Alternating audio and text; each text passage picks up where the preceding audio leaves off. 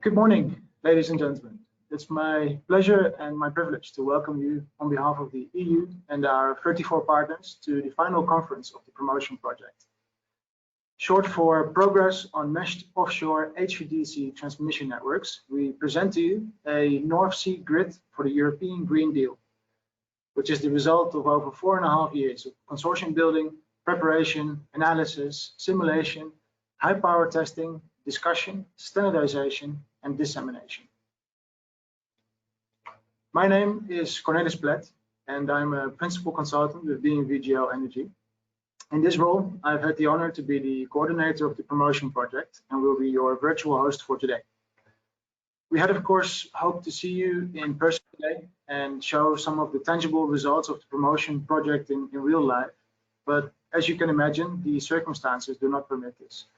And we count ourselves lucky that despite the COVID-19 challenge, we have managed to successfully complete the project and that we can present our results to such a large audience today. Please note that today's online conference will be recorded and later published on the promotion website, where you will also be able to find back a copy of the slides that were shown. If at any time during the conference you have any questions or remarks, please use the chat box stating your name, organization, and your question, and we will discuss it live during one of the Q&A sessions or get back to you after the conference. You can, of course, also approach any of the presenters directly. I hope that over the last 4 weeks, you have been able to attend one or more of our weekly breakout sessions, which led up to this event. Each week, we presented and discussed promotion solutions and results for the 4 key missing puzzle pieces that all need to be in place to realize meshed offshore HVDC transmission networks. The first piece of the puzzle covers the technologies that are necessary to realize and operate meshed offshore HVDC transmission networks and the connected offshore wind farms in a safe, stable, reliable, and environmentally friendly manner. We showed that suitable technical solutions exist, characterized their performance, and provided guidance in how to select the right technology and integrate it into a functioning network. The second puzzle piece concerns the procedures, the requirements, and the equipment that is needed to test and qualify these technologies in order to gain confidence that they are capable of withstanding the physical and functional stresses that they are subjected to during real-life operation. We successfully demonstrated the performance of industrial scale equipment from different vendors and shared our experiences with the international standardization committees. The third part addresses the legal, regulatory, economic, and financial frameworks that are necessary to enable multi-purpose, cross-border, and multi-owner offshore network development. We developed methods to fairly and transparently assess and distribute the costs and benefits of such a network. We analyzed the differences in national regulatory approaches and proposed suitable solutions and sketched a vision of far-reaching coordination between all North Sea states. The last, fourth piece of the puzzle is related to how offshore transmission networks might develop and what choices need to be made to ensure the highest socio-economic benefit to the European consumer. We established offshore wind rollout scenarios, developed possible network topologies, carried out technical concept designs, and carried out cost and benefit analysis to inform our final roadmap. We showed that coordinated planning approaches lead to a significant benefit and outlined a deployment plan with specific timed recommendations for all main stakeholders. With all these pieces of the puzzle ready, today is about how do we put them together, and maybe more importantly, who should do it and by when. To start, we welcome several high-level speakers to set the scene. I will then further introduce our project to you, after which key messages and summaries from the breakout sessions will be reported.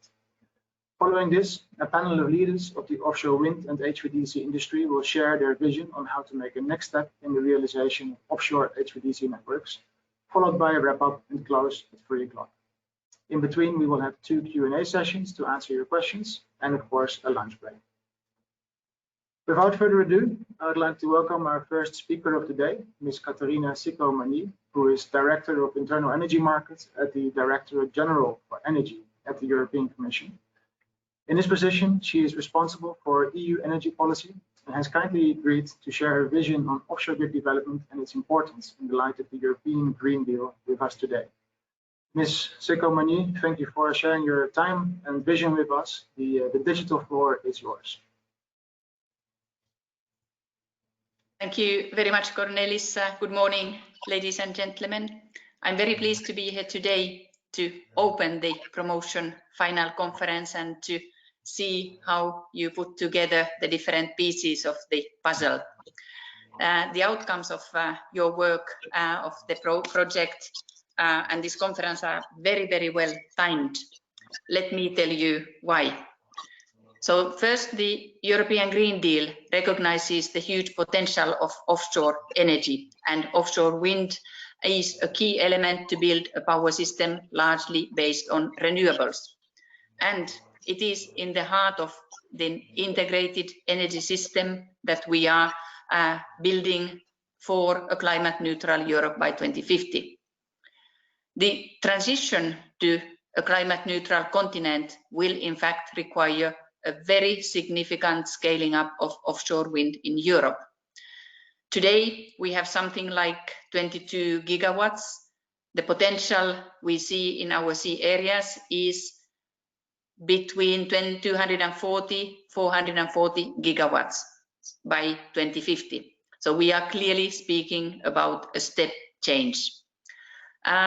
So we need to take advantage of the emerging offshore renewable energy technologies, not only wind. I mentioned the wind potential, but we also, of course, need to look into floating wind installations, wave, tidal energy, just to name a few. This will only be possible by developing the infrastructure and operating conditions, allowing us to exploit this enormous potential. This entails a real paradigm shift in terms of investment in offshore grids and more forward-thinking grid planning, both offshore and onshore. It is undeniable that we are living in challenging times that require a strong capacity to both react and behave proactively. The recovery from the COVID virus crisis will be strongly based on investments in line with the Green Deal priorities. Deployment of renewable offshore energies should play a prominent role by generating domestic and sustainable jobs, creating value chains and related industrial research and service capacity. With this in mind, the European Commission will propose this coming autumn a European strategy on offshore renewable energy. This strategy will provide a vision and a series of policy initiatives for harnessing the full potential of all offshore renewable energy sources in the EU. Wind, of course, but also other promising ones like the wave or tidal, as I already mentioned. The strategy will aim to create a steering and predictable framework for public authorities, investors and operators in renewable energy. It will comprehensively address the multiple dimensions of this step change in the coming decades. Indeed, offshore energy projects are, by their nature, complex. They are long-term, may be developed in different stages, and the benefits of the project may not flow to all countries and stakeholders equally. The distribution of revenues, costs, benefits is therefore a key element that we are considering in our preparation of the strategy. In particular, we are looking at how to address the market arrangements and support schemes for cross-border offshore renewable energy projects. Furthermore, the strategy will consider the issues of coordinating at European level long-term planning and development of offshore and onshore electricity grids. These aspects will in particular be reflected in the ongoing review of the regulation on trans-European energy networks foreseen for December. This regulation deals with European infrastructure planning and steering of projects of common interest. Today, offshore wind is deployed mainly through national projects with offshore wind farms connected radially to shore, and cross-border interconnectors for trade developed separately. As the promotion modeling work shows, while a large proportion of offshore project is likely to continue to be developed in this way, it can also be expected that some projects would come forward more efficiently as generation hubs connected to 2 or more member states. These are called hybrid projects. So we need to think and plan together, in particular regarding hybrid projects and joint projects between member states. We need to make best use of the limited maritime space available, used for different purposes, recreational, fisheries, but also for protecting the environment. And we need to work together to ensure robust onshore infrastructure connections. So in order to bring all this potential from the seas to consumers onshore, this could also include transforming part of this wind or ocean energy into hydrogen and then bringing that onshore. As a consequence of all these considerations, regional cooperation is already and will continue to be fundamental to accelerate the development, uptake and upscaling of offshore energy and infrastructure. The Green Deal emphasizes the importance of a step change in regional cooperation between member states and all the relevant stakeholders to reach ambitious levels of offshore renewable energy by 2050. Regional cooperation forums such as the North Sea Energy Cooperation or the Baltic Energy Market Interconnection Plan are essential, and we need to bring similar cooperation to all the other sea areas of the EU. The elements that I have already mentioned on how to organize this work have been the core of the work of the Northern Seas Cooperation in the past year, and it will continue to be so in the future. The work has started in the Baltic Sea area and will continue to take forward there. A study on the Baltic Sea offshore potential is demonstrating that there is almost similar potential onshore than onshore in that region, and we can tap better the offshore potential also in terms of public acceptance. So these reflections that have taken place already in the Northern Seas and in the Baltic context are important for those regions, but can also bring some interesting elements for the other sea areas to develop the potential there in the Atlantic Ocean, in the Mediterranean Sea and the Black Sea. All of the sea areas, of course, present their own characteristics in terms of sea depth, in terms of the countries concerned, in terms of the technical aspects, etc., etc. One element I want to highlight before concluding is that the focus on the topic that is gathering us to this meeting today, direct current DC grid technology, has a huge potential to enable an effective integration of offshore energy into the electricity system. So a number of such DC technologies and components need to be demonstrated in real life to be ready for offshore deployment in large scale by 2030 and beyond. So here it is very important to look into standardization, grid codes for DC, hybrid AC/DC networks and interoperability. Promotion, being a Horizon 2020 project, brings important insight in testing and validation components. So the next step would be to de-risk these technologies and making them a normal component of the projects to come. This brings me to the other fundamental issue, the importance of research and innovation, which promotion, of course, is part of and is bringing us these insights that we are discussing today. Significant further efforts in research and innovation are necessary to cost effectively deploy offshore energy at the required pace and scale.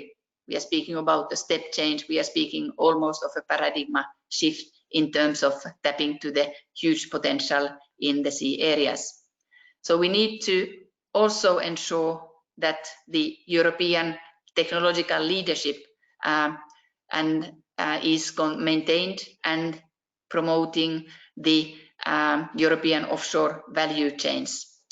So the new Green Deal call under Horizon 2020 and the Horizon Europe work program for 2021 and 2022 are among the instruments that will offer significant support and opportunities for research in these areas also in the future. So in conclusion, allow me to congratulate you for your impressive outcome of this very ambitious and very timely research and innovation project. It will bring direct added value to our strategy that we are currently developing and help us see how to step up the ambition and how to make sure that we can tap to the potential in the sea areas. So I already look forward to very much to the discussions of today, and I wish you a very, very good meeting. Thank you very much.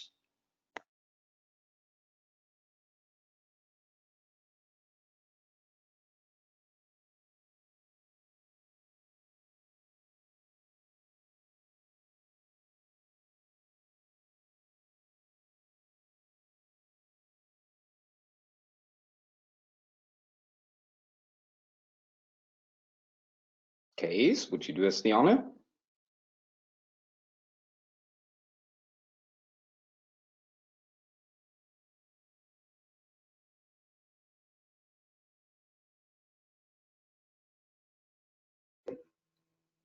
Thank you, Ms. Sikow-Magny. Thank you for underlining the relevance of promotion. It seems like the relevance has changed over time and has become ever more urgent.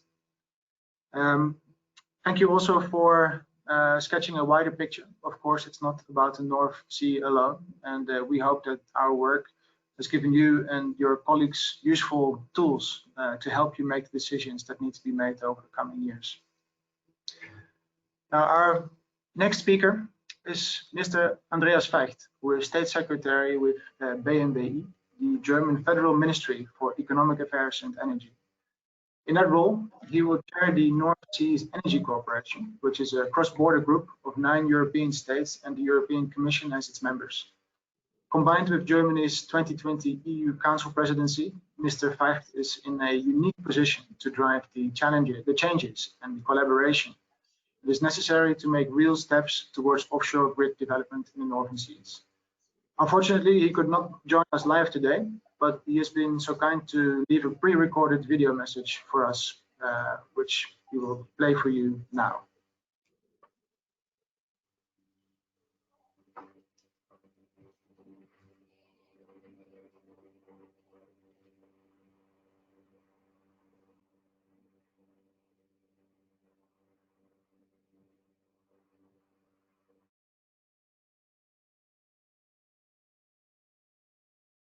Dear Mrs. Sikow-Magny, dear project partners of the promotion project, dear ladies and gentlemen, we are all aware of the immense challenges we face in transforming our energy systems in line with our energy and climate targets and the European Green Deal. One of the reasons for optimism is the remarkable progress in offshore wind energy development in recent years in Europe and beyond, its large-scale deployment and the decreasing costs. As a consequence, offshore wind's contribution will substantially grow in importance also for European recovery and industry. In Germany, we have recently increased our target for 2030 to 20 gigawatts and established a long-term target of 40 gigawatts until 2040. And we are a good company. If I look at our partners in the North Seas Energy Cooperation, in the Baltic Sea, and the ambitious plans for the Mediterranean Sea, the Black Sea, and the Atlantic Ocean. The EU Commission estimates offshore wind capacities of 240 to 450 gigawatts in Europe until 2050. However, we need to foster European cooperation to realize these ambitions. This is why offshore wind is one of Germany's priorities during its current EU Council presidency. The promotion project played an important role in providing input on how offshore wind and the necessary grids and market rules have to be established in Europe. We invited promotion researchers to contribute to the discussions in the North Seas Energy Cooperation under German presidency earlier this year. I would like to thank you very much for your important input. Hybrid projects, that means offshore wind parks connected to more than one country, as well as joint projects, can play an important role in the future. The results of the promotion project are therefore very timely. The project partners work on developing a common vision for a North Sea offshore grid. The necessary technical standards and the regulatory and economic framework provides valuable input for our political discussions in the North Sea Energy Cooperation and in the European Council, as well as domestically, of course. Continuing a close dialogue with researchers, the European Commission and other stakeholders is a priority for me here. At the moment, however, substantial barriers for such projects still exist. The energy ministers of the North Sea Energy Cooperation therefore concluded in the joint statement on 6th of July that these barriers should be removed.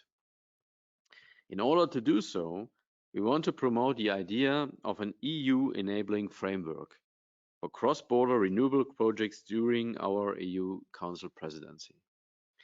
Such a framework could include EU guidance for joint projects, improved financing, appropriate market rules for hybrid projects, and better grid and spatial planning on a European level. We plan to adopt EU Council conclusions in December 2020 to strengthen the European cooperation in these fields.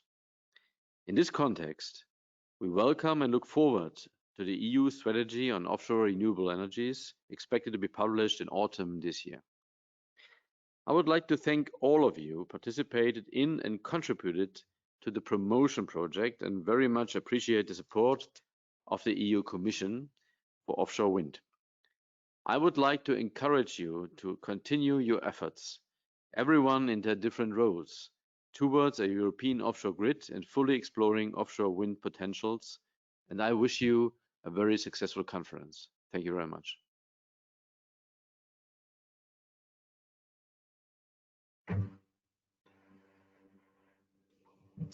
And we also very much look forward to what the North Seas Energy Corporation will achieve over the coming year. Our next speaker is Mr. Giles Dickson. He is CEO of WindEurope, which represents over 400 companies in the wind industry in Europe. Mr. Dickson is an impassioned advocate for offshore wind development, not only due to the clean energy it can deliver to the European consumer, but very much also the jobs and the economic activity it brings to the European industry. Mr. Dickson, your wind turbines will need the offshore grid to be ready in order to start turning and realizing their promised benefits. Can you share with us your vision on how, as a European community, we can ensure that when the turbines are erected offshore, the grid is also ready to receive their power? The floor is yours. Thank you very much, Cornelis. Can you hear me? Loud and clear. Excellent. Thank you. And many congratulations to you and to everybody else who has been involved in the promotion project. Can I single out in particular the members of WindEurope who have been actively involved in it? Of course, yourselves, DNV-GL, also Ørsted, Equinor, Hitachi ABB, GE, Tractebel, and MHI Vestas. You've done an excellent job. I will come on to your question, Cornelis. Can the offshore wind industry deliver the turbines for the grid that you have been studying? First of all, I'd like to make a point about hybrid projects and how important they are going to be.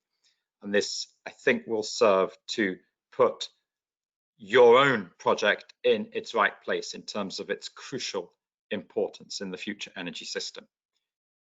Andreas Feicht and Catharina Sikow-Magny have both talked about the goal of the EU having up to 450 gigawatts of offshore wind by 2050. It is very clear that hybrid offshore wind projects with a connection to more than one country save money, save space, because we're pooling both the generation and the transmission assets, and they also improve the flows of energy between different countries in Europe, and they will give us a more liquid electricity market and system. WindEurope believe that out of 450 gigawatts of offshore wind that we are aiming for by 2050, somewhere between 100 and 150 gigawatts should be hybrid projects in order to secure those benefits of saving money, saving space, giving ourselves a more efficient energy system. We also believe, incidentally, Catharina mentioned floating offshore wind, that floating should also be somewhere between 100 and 150 gigawatts of the total 450 gigawatts by 2050. I'd like to congratulate those involved in the promotion project on behalf of the whole European wind industry for the good work that you have done analyzing the question of market arrangements and bidding zones for hybrid offshore wind farms. You haven't come up with firm recommendations on this, but you've done a very good job on the analysis of all of the issues. Catharina and Feicht have, of course, talked about the EU's forthcoming offshore wind strategy. As Feicht has said, we look to that strategy to give us an enabling framework for investments in hybrid offshore wind farms, an enabling framework that will give us clarity on what the market arrangements are, but will also provide incentives to the developers of offshore wind farms who are going to need to invest in these hybrid projects. Crucially, there needs to be some perspective of future revenues for those who want to invest in hybrid projects. Otherwise, they simply will not invest in them, and we won't have hybrid projects, and we won't have a meshed grid, and all of your work will have been for nothing. Now, it may take us some time to achieve this level of clarity on the market arrangements and the bidding zones. In the meantime, there are many hybrid projects which developers want to take forward. And we don't want those projects to be delayed. That's not in anybody's interests. So it's very important that the EU's forthcoming offshore renewable energy strategy should set out transitional arrangements that will apply for the developers of hybrid projects until such a time that any new enabling framework and new legal rules has been identified, agreed, and is ready to come into legal force. Can I congratulate you also on the useful recommendations that you've done in the promotion project on how we actually transition from one single hybrid project, the first hybrid project, to a fully meshed grid. It's a very useful practical and technical roadmap that you've laid out there. I think you've also put some very interesting ideas on the table for the governance of the system operation through this notion of a North Sea Regional Coordination Center. It's very good also that you have identified potential locations for the demonstration projects that we know we are going to need to demonstrate the multi-vendor, multi-platform HVDC systems. We all know what the issue is here. It's the interoperability of the technology that the three main manufacturers of HVDC equipment are producing. Today, they are not fully interoperable. When we have 100 to 150 gigawatts of hybrid projects, they are going to need to be fully interoperable. The good news here is that the European Commission, the TSOs, DNV-GL and WindEurope are all working together in a very collaborative way on the development of a project proposal. The European Commission has made it clear that they are ready to put significant funds into this. This project must be accelerated so that we can start developing it, the demonstrator that is, in 4 to 5 years' time from now, and to ensure that we're able to deploy it at large industrial scale in at least 10 years' time, if not earlier. But it's very good that you've already identified in the promotion project locations for such demonstrator projects. So I wish you all the best for the ongoing discussions that you're going to have. And I repeat once again, the warm gratitude of the European wind industry, of the turbine manufacturers, the developers of offshore wind farms for the excellent work that you have done. Cornelis, can we deliver the wind farms you need in order to make a reality of your meshed grid? Well, yes, we can, provided we have the right enabling framework, provided we have the right incentives for investment, then you can be counting on us. Thank you very much.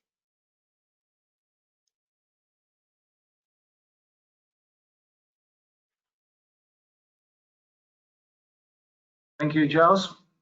And hopefully with the work that we have done, we can make sure that by the time that the wind turbines will be there, the grid will be ready to receive their power as well. Thank you also for bringing attention to hybrid projects and to the need to have pilot projects to show that compatibility and vendor interoperability can be solved. Of course, this is what we very strongly believe in and are some of the key recommendations that come out of our project. And why this is important, we will share our key messages on later during the reports of the breakout sessions.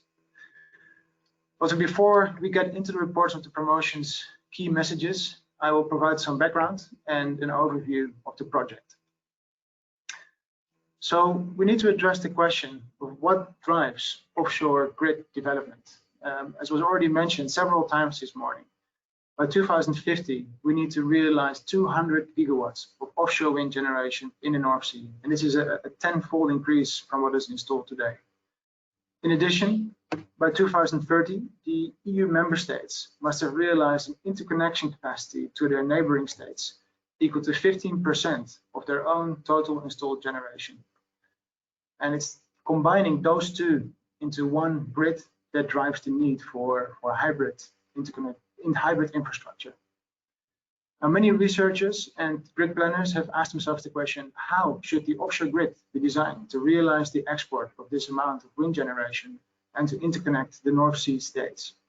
And to answer this question, we must go back to fundamental power system planning objectives. The offshore grid must guarantee a sufficient security of supply. It must minimize the environmental impact whilst minimizing the costs of energy. Our main principle in reducing the cost of energy is to introduce competition into what is naturally a monopolistic market. For example, by unbundling generation from transmission, competition was introduced in the generation of electrical energy, which allows for competitive tenders, for example, of offshore wind farms. In some countries, further unbundling between transmission infrastructure ownership and the system operation has led to a degree of competition in the development and the ownership of transmission infrastructure, and hence competitive tenders for transmission link building. A main tenet of competitive markets is the absence of significant or unequal barriers to entry. In transmission grids, this translates to non-discriminatory grid access, which means that any grid user has the same right to use the grid under the same technical and regulatory conditions and against the same connection cost. And this is achieved by imposing a set of formal, technology-neutral, binding grid connection requirements, which are more commonly known as grid codes, and by implementing a level regulatory playing field for a long-term, stable, and predictable regulatory framework, which should cover an adequate market design, a regulated income, clear allocation of liabilities, and remuneration schemes. In the AC national onshore grids that we have today, these principles have, over time, led to the development of a highly meshed and standardized transmission grid with standardized voltage levels and clear connection requirements, which serve all different users of that grid in an equal and reliable way. Several studies have indicated that offshore, such an interconnected, naturally evolving, open access meshed grid also brings the highest socio-economic benefit to the European consumer. And to better understand how this benefit is realized, let's consider the way that remote offshore wind farms are connected to the onshore grids and the way that North Sea countries are interconnected with one another today. Due to the distances and power capacities involved offshore and the fact that offshore only cables can be used, traditional AC technology cannot be applied and HVDC technology must be used. This means that converter stations, which are relatively costly, and large complex systems must be placed both on and offshore to convert the electrical power from AC to DC and back to AC again. And this is what you see in front of you here. Today, almost all HVDC systems in Europe are built as such dedicated point-to-point links. The map in front of you shows all the HVDC systems that are currently in operation or in development in the North Sea. These are all point-to-point links with different voltage levels, as you can see by the different line colors, and with different converting configurations. This means that they cannot be connected together into one interconnected network. Moreover, all these links serve different, distinct purposes, such as, for example, the interconnection or offshore wind export. But these two functions are never combined into the same infrastructure. This point-to-point grid connection paradigm has worked very well for the early phases of offshore wind and interconnected development, but it suffers from a few drawbacks that make it less suitable for when large amounts of offshore wind power and interconnection capacity needs to be realized. Firstly, a dedicated link can only be used for one purpose as offshore wind power export. This means that in times of no wind, the costly infrastructure is not used, which of course has a negative impact on the return on investment and thus the cost of energy. Secondly, if a failure occurs on the cable, the offshore wind farm or country cannot export power. This has an immediate impact on the receiving country, which now has to source this power from elsewhere within milliseconds. But in the long term, no wind energy can be exported or no interconnection trade can take place for the duration of the repair of the cable, which in the North Sea with its typically quite bad weather can take up to months. Both drawbacks can be mitigated by providing an additional link between the point-to-point connections, forming a radial multi-terminal HVDC system. This link can act as a redundant path in case of an outage of one of the two export links, and also combine functions such as offshore wind export and the interconnection of countries using the same infrastructure, forming a so-called hybrid asset. Further functions can of course be added, such as serving offshore loads or realizing reinforcements of onshore AC grids by means of an offshore HVDC connection. By combining functions, the number of converters and the number and the length of the cables that are necessary to realize the transmission need is minimized. And this leads to a reduction in capital and operating costs of the offshore grid, in improved reliability, in reduced environmental impact, and in reduced impact on coastal communities. A further improvement can be made by realizing the nodes that make the network on the DC side rather than on the AC side, now forming a meshed multi-terminal HVDC system. This reduces the number of converters that are required to build the system even further. This in turn reduces the required capital costs, reduces the required footprint, and reduces the maintenance requirements, and under some power flow conditions also reduces the losses that are incurred during operation. Moreover, it is now possible to, in case of a fault on one of the HVDC cables, immediately switch over to the redundant path formed by the meshed connection and continue delivering power to the onshore grid, thereby limiting the impact of the failure. Meshed HVDC grids hence improve the security of supply, reduce environmental impact, and lower the cost of energy compared to the current point-to-point HVDC system building paradigm. So you may wonder, why have meshed HVDC systems not yet been built in Europe if they have so many potential benefits? Now, the current point-to-point HVDC system building paradigm exists due to many technical, legal, regulatory, and system planning reasons. First of all, from a technical perspective, novel, previously unused technologies are necessary to build these meshed HVDC networks. The converters and offshore wind farms need to be actively controlled to guarantee stable operation in both steady state and dynamic conditions. The power needs to be equally distributed among all converters, also during changes in generated wind power, or in case of faults in the HVDC network, or in case of faults in one of the neighboring onshore AC networks.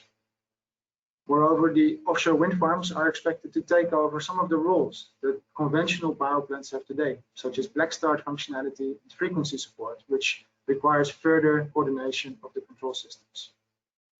In addition, to improve the security of supply, an HVDC network protection system must be installed, which continuously monitors the network to detect if and where faults occur, and then in case a fault is detected, decide on the best way to disconnect the smallest possible part of the HVDC network that contains the fault.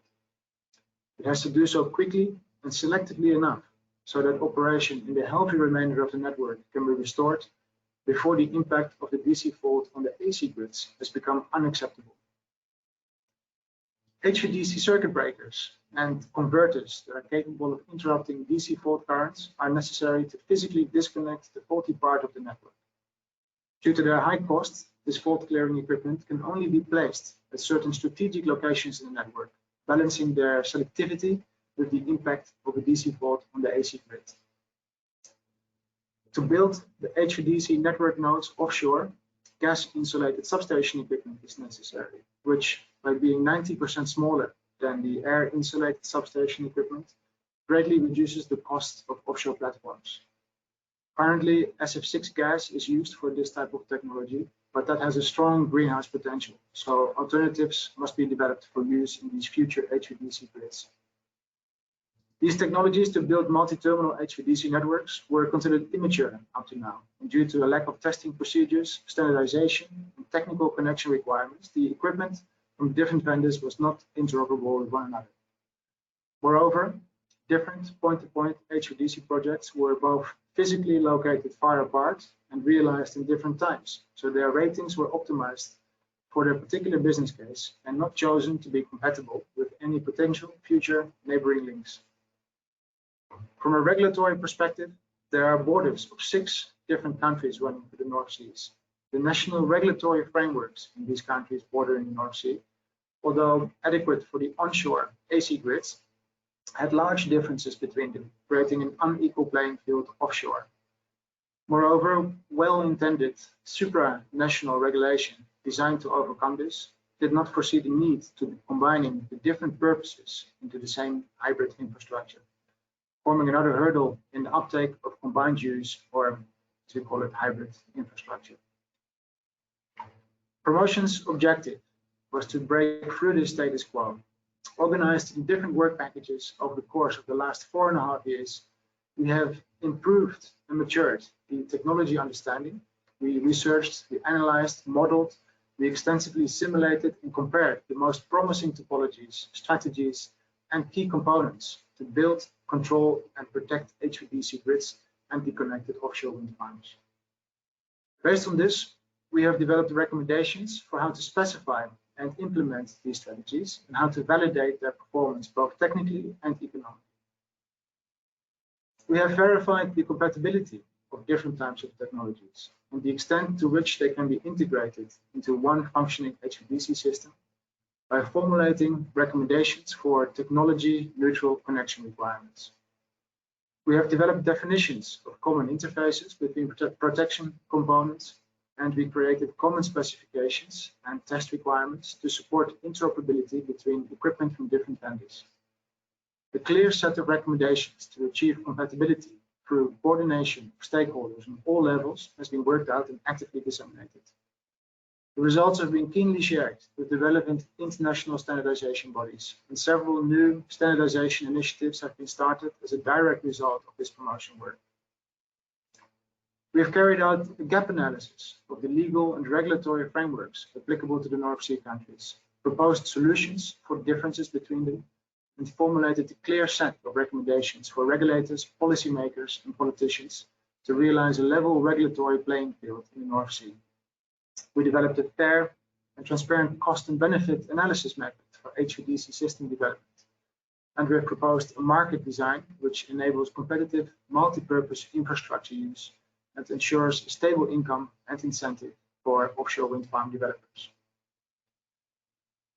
We modeled offshore wind generation scenarios in order to derive the potential network topologies that could develop, allowing us to calculate the costs and the benefits of these different ways of offshore grid development, and to create a timeline of the actions that must be made by the key stakeholders starting from today in order to enable the connection of 200 gigawatts of offshore wind by 2050.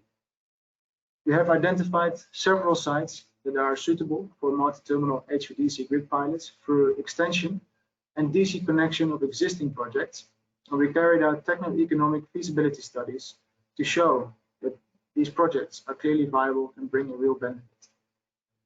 Finally, we have demonstrated that the key technologies necessary to build meshed HVDC grids are ready for real-world application in pilot projects. We carried out full-scale demonstrations on both in-house developed as well as industrial equipment delivered by the industrial vendor partners in our project, according to the test procedures that we developed and in the test environments that we realized. We tested HVDC network control, HVDC network protection, HVDC circuit breakers, and HVDC gas insulated systems.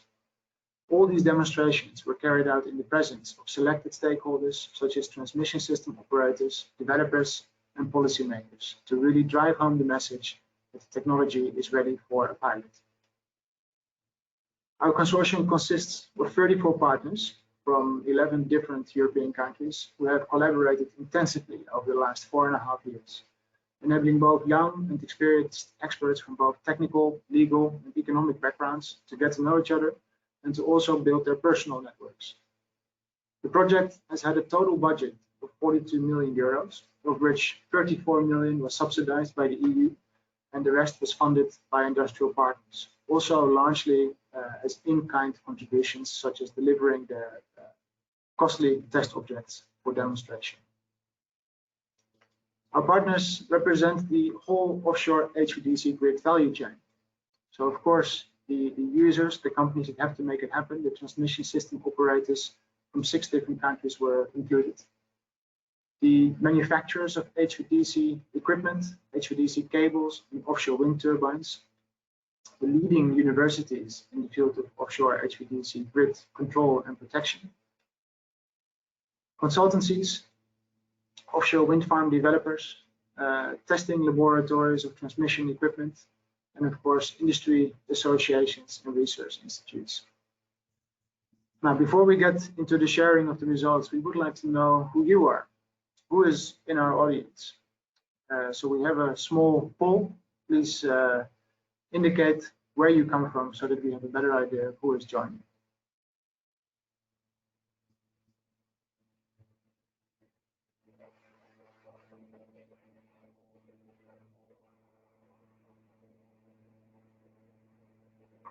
The poll is up now and our audience can start to vote.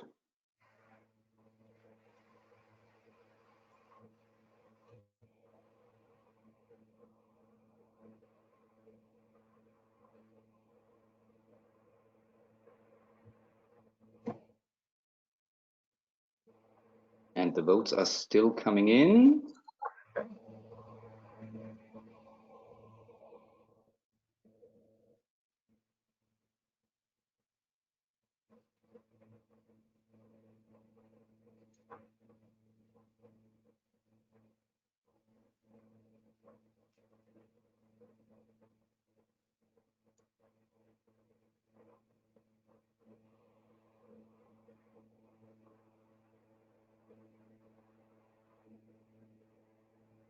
All right, I think, no, still people voting.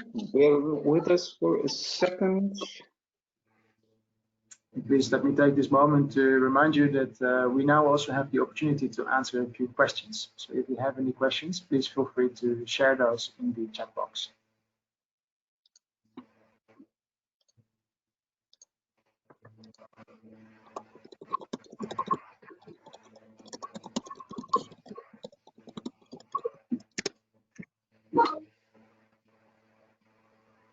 All right, I think the polling is done. Let me quickly share the results. Let's see. And these are our results. Let me see. I can't see the screen actually. It's very, oh, here we go. So we have mostly strong believers in large-scale offshore wind development in our group, followed closely, not so closely, by HVDC technology enthusiasts, advocates for further European energy market integration, and lastly, people interested in what meshed offshore grid development means for their businesses. This is really good to hear. This means that we have a crowd of largely idealists and technology enthusiasts, and we can certainly work with that. So hopefully the background I've given you gives you a good basis to understand what our key messages are and where they will come from. Before we go into the reports of the breakout sessions, there has been one question coming in, which is, what about using low frequency AC without offshore HVDC platforms? This is a question that has played longer in the development of offshore. Low frequency AC connections are a way to overcome the limits of traditional 50 Hertz technology, AC technology, on how far you can bring power. We did not explicitly consider low frequency AC technology in our project. We focused on how can we make an offshore HVDC grid work, and what is the feasibility of this. So I cannot answer that question right here, but I can refer you to several other research projects that have addressed this question, that have shown that the cost benefit, the region where low frequency AC brings a real benefit over HVDC is actually quite small. And I'd be happy to go into a discussion with you about that after the presentation. Do we have any further questions? We actually do. Quickly another question. Yeah, you got this. Off-takers. So private power purchasing agreements off-takers will also play an important role. Have they been involved in the project? Oh, that's a good question. Indeed, PPAs play a very important role in providing stability and safety of income for offshore wind farm developers in the grid development. They have not been represented in our project, as we focused a lot on the technical aspects, and unfortunately we did not get any of the big energy companies in that sense and the investors included in our consortium. Then there's a question, how will Brexit affect the North Sea meshed grid plans? This is of course the elephant in the room. We in Motion see the UK and Norway both as key players in the North Sea that really should be included in any of the frameworks that are being set up in order to coordinate offshore wind rollout in the North Sea. We also call for example, a mixed partial agreement that can include non-EU member states in creating a common offshore wind vision. There will be more on this later in the breakout session on the legal regulatory aspects. And then there's a question, which is, what is your view on interconnection capacities beyond 2030? Right now, the target is set at 15%. The question is, will it further increase? This is a good question, which I think I will leave to either John Moore or Oliver Antoine from our grid planning work package to answer later during the work package 12, the deployment plan presentation. Okay, then there was one more, I think. We have one more. Mm-hmm. Let's see. I only have 4 questions here. Then let me pose that to you. a member of our audience is interested what you think how Brexit will affect the North Sea mesh grid plans. Oh yeah, we did cover that just one now. But as mentioned, we see that we believe that the UK has to play a role in coordinated offshore grid rollout and offshore wind development. Therefore, we should really try our best to include the UK as well as Norway as a non-EU member state in any of the discussions on regulatory frameworks, especially on how markets can be coupled and how hybrid infrastructure can be realized. But maybe Marc can shine a little bit more light on that later during his breakout session on regulatory, legal, and economic aspects. Do we have time for one more? Yep. Okay, then what is the current long-term thinking behind reducing the use of raw materials for technology production to reduce the environmental impact? That's a very good question. Of course, reducing environmental impact, as I mentioned before in my presentation, is also one of the key drivers for offshore grid development. So this is not only reducing the environmental impact on, for example, the number of trenches that we dig in the seabed, but also the use of materials. There are currently strong initiatives going on in the industry to achieve circularity in how we build the equipment and the infrastructure that is necessary offshore.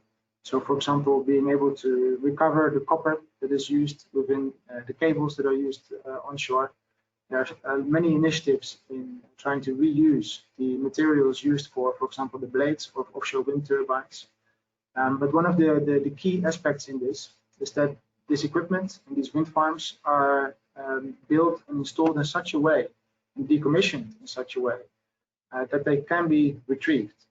And this relies on clear guidelines and agreements on how we deal with decommissioning the infrastructure offshore.